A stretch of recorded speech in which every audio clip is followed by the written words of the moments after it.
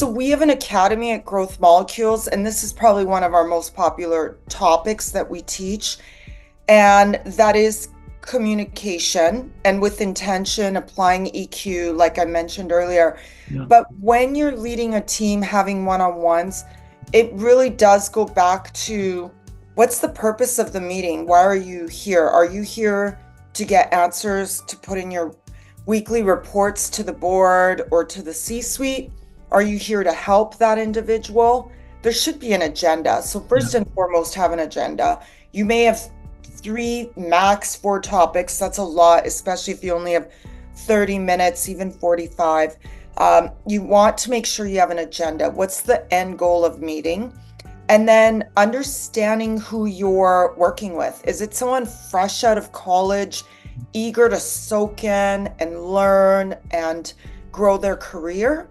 Or is it someone who's seasoned that really is excelling in their role, looking up to you and respecting you and your goals, wanting to maybe grow to the next level or really hit their goals? Understand how you can help them.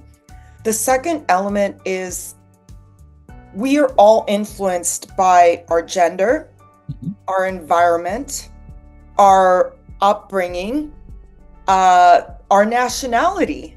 Yeah. And I learned this very quickly when I moved back to Europe. I lived in Denmark working for GN Netcom. Very different culture, the Nordics, compared to Canadian or American.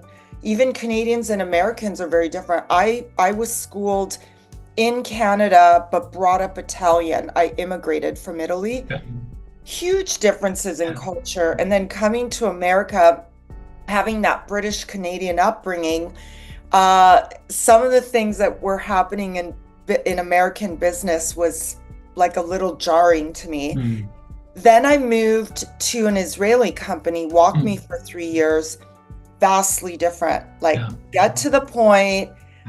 There doesn't have to be niceties, like, let's get to business and then we can party afterwards.